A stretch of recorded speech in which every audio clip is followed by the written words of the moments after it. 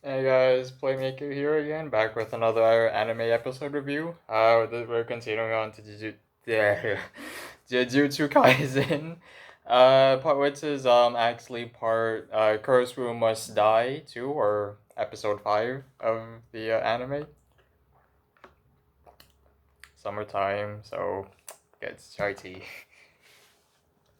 Anyways, let's just get into it.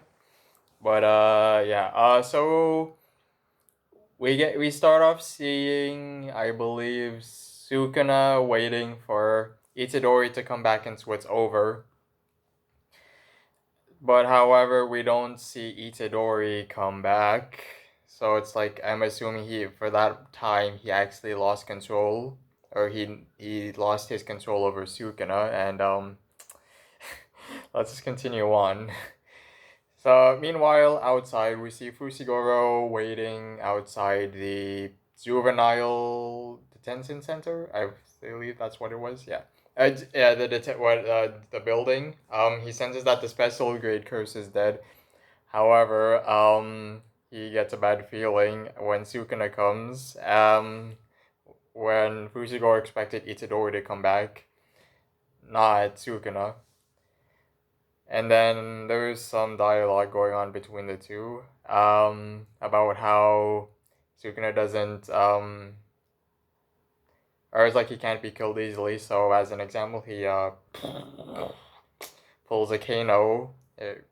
Hopefully, you guys know what I'm talking about with this one. But yeah, he rips out the heart of Itadori, tucks it to the side, and then eats a finger that he got from the special grade, so now he is at 15% if you're keeping track. We then learn that, thanks to Fushiguro, that Sukuna can use reverse curse techniques, which is how he healed the missing fingers on the right hand of Itadori and his left forearm. Yeah, left forearm. We then see we then see the two fight Fushiguro versus Sukuna. Fushiguro brings out, I believe, all of his Shikigami. The first one was Nue, which is like a owl bird thing. If you've seen the episode, I'm hoping you know what I'm talking about. It's a weird thing. We then see him bring out like what I assume is his strongest Shikigami, which is Orochi, a snake, a large white snake. Just to give you an idea, it's like if I had to give an estimated, maybe like about as tall as the Eiffel Tower. I can't say for sure.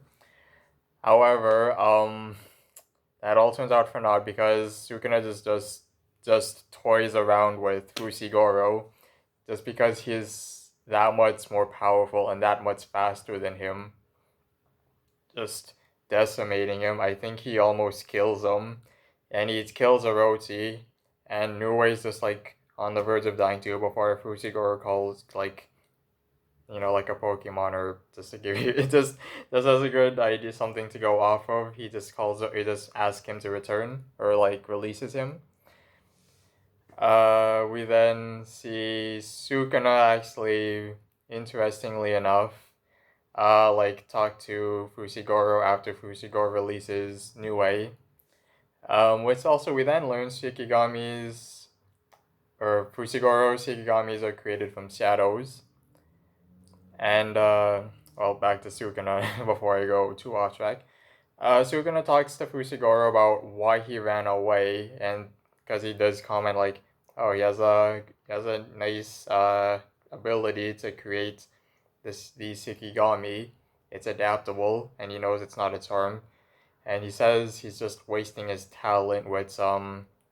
So it's like, are you? So it's like, is Sukuna saying that Fushiguro will go, well, like, evolve or develop into a very powerful Jujutsu sorcerer to fight against Sukuna? Uh, as you probably also know, at this point, the manga for Jujutsu Kaisen is about halfway, and I haven't seen any of it. I just I don't know any of the events. I'll just say it's like I don't. I feel like From like what little I've heard that we're not anyone who's anime only, we might not be ready for it, but that's probably for another video. Anyway, like in Fushigoro's mind, we see him just kind of talk, this kind of like self monologue. He talks about how something that's kind of hits too close to home. The only thing granted equally is an unfair reality, which it's I won't go into details as of this moment. Right now when I'm filming, just that I think that kind of hit home a bit for me personally. I'll probably it's anyways. We then see Fusiko talking about a girl named Sumiki and how she was a good person, and that we see like body, like, which we assume is Sumiki. It's like she, I think, is dead from something. I don't know if it was from a curse or from something else, but I think it was like she's assumed dead.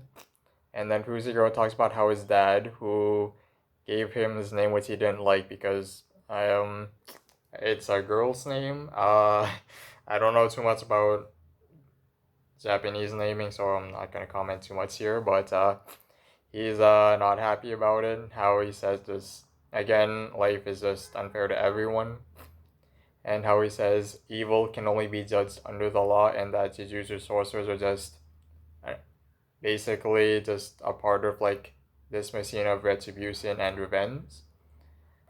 However, then we cut back to Fushigoro, like facing Sukuna, and I forgot the name for this one. It's like it's a technique that seems to use up some of his life force, which I assume he loses a few years or months of his life doing something. It's an 8 ring. It has I forgot the name, but it was like something 8 ring. That's I forgot to take this down when I was writing this up, but I'll probably like put it somewhere like down below. Alright, I mean if you've seen it, you probably know what I'm talking about. Anyways, when he after he uses it, he says he wants good people to enjoy fairness, even if only like a few and with not much, because we learned he's actually not that bad of a person. He doesn't want to see good people die, which I appreciate. Yeah, I'll just say that Jujutsu Kaisen has just some really solid characters overall. And it's just only like 5 episodes, or like the ones that like you like the author and the studio wants you to care about. Like they're doing a good job of it. Just thought I would say that. We then see Itadori come back, and well, I mean, obviously he doesn't have his heart back, so you can probably tell what happens next. He bites the dust, collapses on the ground as in his final moment, he tells Fushiguro to live a long life. Yeah.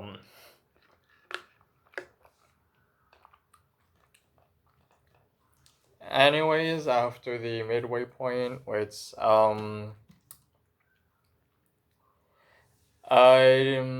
may or may not have. I should probably disclaim I might have watched ahead, but I haven't wrote down any notes. Might have forgotten some stuff anyway. So we then see some guy with 3, I would assume, curses. Just well, actually, why am I saying possibly? I mean, we later on it's like the people can't see them, so they are likely curses, but one's a human, and I don't remember if we got the name for it, but I believe the name comes up at some point. We learned that he was actually the guy who gave the Slain special grade, the one that Sukuna just toyed with. Who gave like one of the Sukuna fingers to. That's how it got that powerful. And he hangs out with other curses. They go to a restaurant actually. It looks it's not like a really fancy place. Just sorry, excuse me. It's like I don't really know an example. It's like a local restaurant that's like, I mean, you just kind of go there because it's fast. Don't really know if there was a name for that, but I mean, no, that's not a notable detail. I don't know why I'm going off about this. Anyways, we see Gojo seeing the corpse of Itadori and talking about how he wants to kill the higher ups after because while he was away, they sent the three first years to check up on the special curse, and it led to one of his students dying, which was Itadori, and he knew that this was a setup because they weren't happy with Sukuna being reanimated. You guys know what I mean. So, yeah, that's there was more, but that was like the really notable points. So, yeah, that I was like, you don't see Gojo serious that often. So when he is serious, that's like worrisome. We then cut to Kugisaki, who's still recovering, and Fushiguro, upset about Itadori dying. I mean, they don't look like it, but I mean, you can tell they're quite glum, and Kugisaki is just holding it in. Fushiguro has actually seen a lot of other people die in his life, but this was the first time someone like in his age group died. Just I mean, obviously, when like a good person dies, you just kind of feel glum. And this was again the first 5 episodes. A lot of stuff has happened. Itadori just dies, I think, in his first no first second mission. Well, it was like really early on. We then see a girl we learn is a second year teasing Fushiguro about being down, and then we see two more second years, which I will go into later, or which Fushiguro also covers for us. So let's see. Zenin Maki is the girl who was like talking down on them, and then she gets upset at the two second years because he wasn't told that, like, oh wait, someone actually died, you made me look like a monster. And then or actually I at least okay, word for word on the subtitles, a cold-blooded heartless demon, which is how the two second years described her. It's just like that's the vibes he gives off. It's Fushiguro describes the 3 second years shown. Zenin Maki, who is the best of all students at wielding cursed tools, which is like weapons powered with cursed energy. I believe I went over this in previous episode, but if not, this is the first time. Inumaki, who is a cursed speech user who can only speak in ingredients of onigiri or rice balls for some reason. I mean, I assume it's related to his ability, but we'll see later on. Panda, not joking, that's all we got. It's Panda. No explanations, clearly the best character. We also learned there is one more second year, but he's somewhere else. I believe it was mentioned overseas. It's Akotsu Yuta. So, I mean, hopefully we get to see him, or we're gonna have to wait like a year or something for the second season. But, yeah, we then see had Kugisaki wondering who they were and like wondering why Panda wasn't explained much. Or explained much. We'll get into that point. But yeah, that was funny. So we learn kind of a future event, the Kyoto Sister School Exchange event with the two Jujutsu tech schools. I'm trying to remember. I know the one they're at is the Tokyo metropolitan area. I don't remember what the second building was, but that should be covered later on.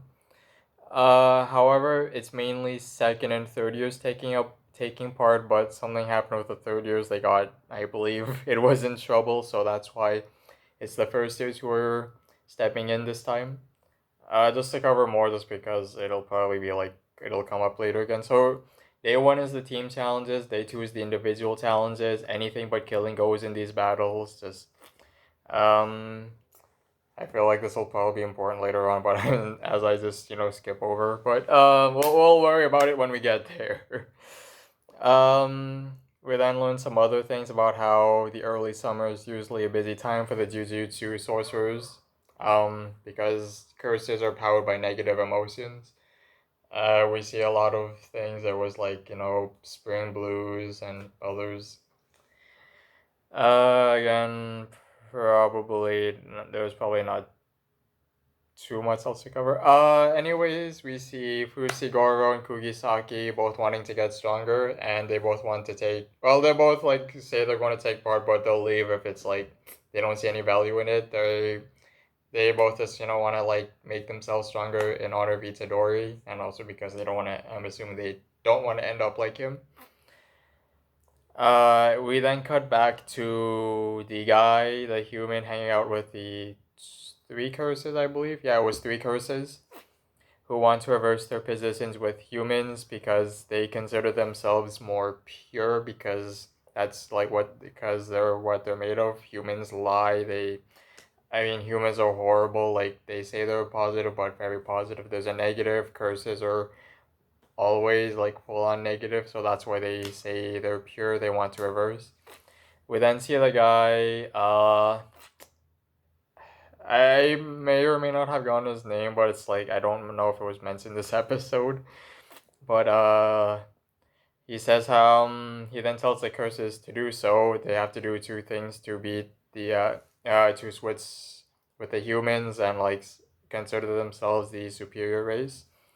They have to make sure Gojo must no longer be able to fight, and Itadori/Sukuna must join their side. We still have yet to see Gojo like on full power. He was just toying around with Sukuna, and we've seen how Sukuna just treated Fushiguro. Anyways, to close this off, the Juju stroll, which I might cut this off, like, just because I'd rather just you guys see this for yourself. But I do know not everyone watches it, so it's best if I cover it anyway. We see the panda, as being, saying he doesn't smell after Maki says otherwise, and that he's, like, because he uses Febreze and deodorants and such.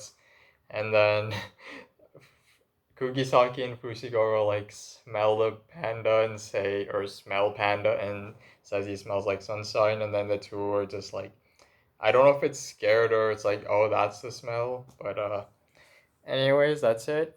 Just this video is gonna probably be, we're kind of at, I think at this point we're at 18 minutes. Yeah, 18 minutes.